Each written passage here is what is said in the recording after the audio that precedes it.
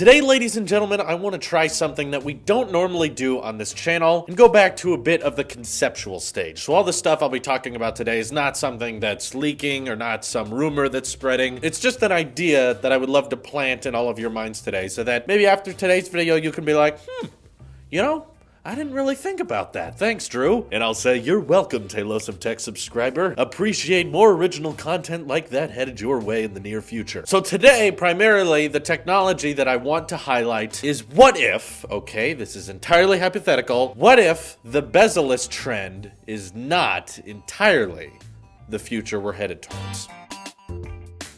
Now, full disclaimer, all the things I'm going to be talking about in today's video, I'm not saying I'm predicting will happen. I'm not saying this probably is going to happen. In fact, it probably won't. Most companies right now seem to be fully embracing this bezel-less trend of get rid of every single bezel you can, push the display as far as you possibly can, and it's made some very, very weird design choices. We've had motorized cameras, we've had slide-up cameras, we've had phones with displays on the back, we've had people adding notches, some companies adding 2 notches to their phones, ugly notches, clean notches, basic notches, all types of weird design trends, all so that we can get as much display as possible on our phone. But what if the technology that we're developing and the technology that we're trying to get sensors smaller and we're trying to get biometrics to be better and better and better on a smartphone that wasn't trying to be bezel-less? Now, some of you may be just thinking, Razr phone, I get it, it's got front-facing speakers, that's cool. But I'm saying, what if, given that we've seen some of the sales reports that the iPhone XR isn't exactly selling as well as everyone was predicting it would be. Everyone expected it to be this giant, massive success. And already we have Ming-Chi Kuo kind of turning back his numbers saying, well,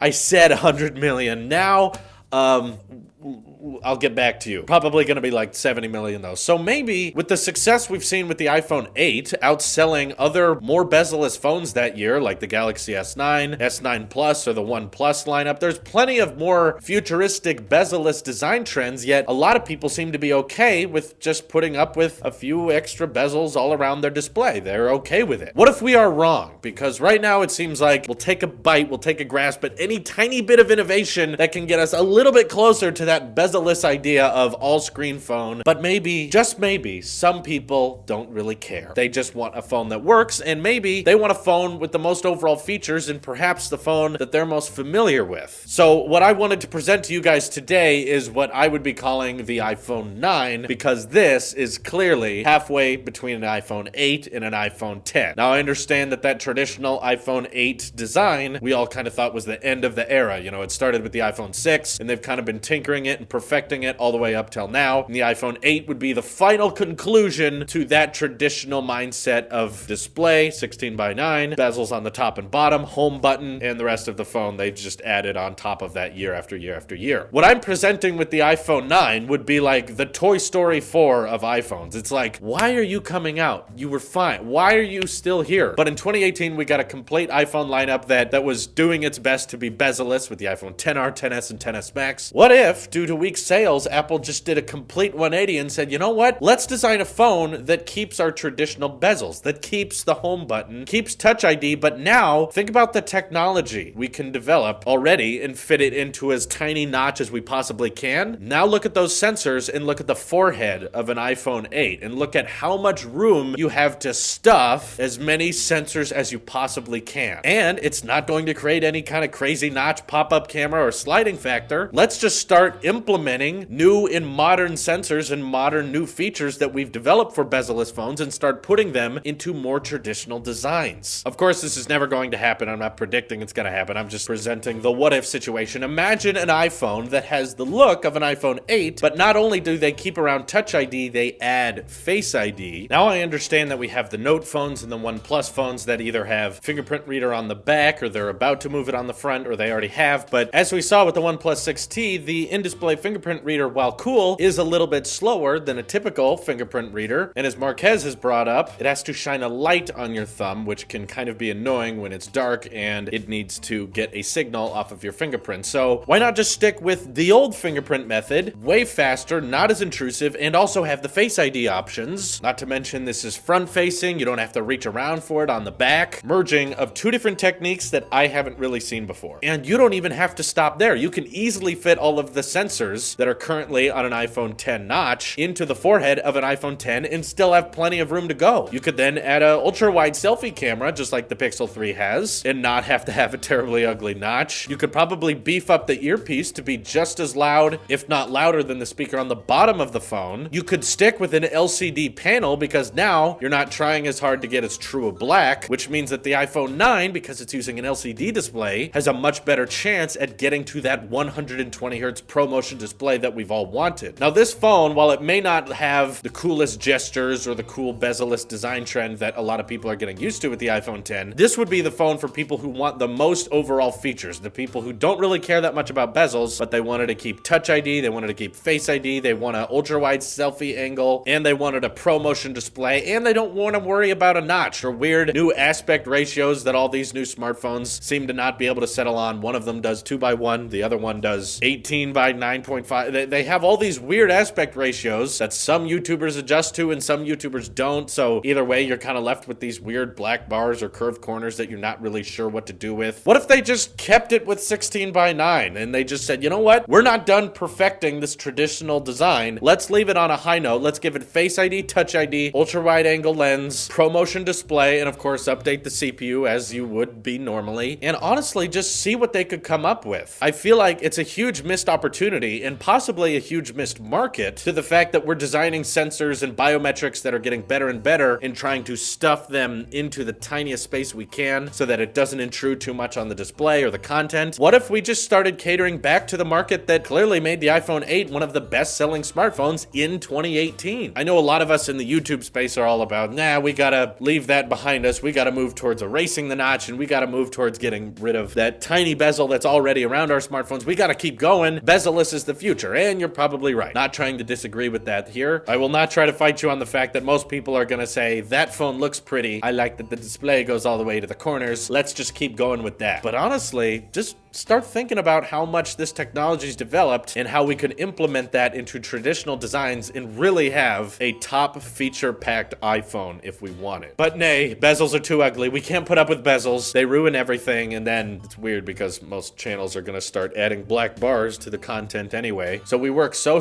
hard to get rid of bezels and then slap our beautiful phones into big OtterBox cases that have like several centimeters of rubber and plastic wrapping around our phone and go, yay, this is the future, but I don't want to drop it, so slap a giant case on there. Maybe ask yourself this question today. How much do bezels actually bother you? Because earlier this year, I switched back to the iPhone 8 Plus from the iPhone 10, and I'll admit, it was not that bad a transition. I still had 3D touch, and I still had my dual camera. Honestly, switching from the iPhone 10s Max to the iPhone 10R, that was a harder and more lacking transition than when switching from the iPhone 10 to the iPhone 8 Plus. I know they're very different phones, with the iPhone 10 and its taller aspect ratio, the gestures, the curved corners. They're very different, but I feel like maybe it just is a little bit too soon to be abandoning that traditional iPhone 8 and 8 Plus type design style. I bet a lot of you are watching videos right now with your iPhone 8 or 7 or 6, and you're perfectly content with the fact that, yeah, okay, my phone has a few black bars on the side, so what? It's a good phone. You know what? I kind of like holding it that way. I kind of like the home button. Wouldn't it be cool if you could keep that traditional design, but also adapt to the new biometrics and the new camera technology that's available to the bezel-less smartphones today? So that's my concept for you. I don't have like a big 3D model or anything to show you because my whole idea of this concept is to just say, make it look like older phones, but with the newer sensors. Do you have anything interesting to say, or do you think this is stupid? If you want more types of content like this, all that stuff, just let me know in the comments below. This is your Apple Sheep here. I'll see you in the next one.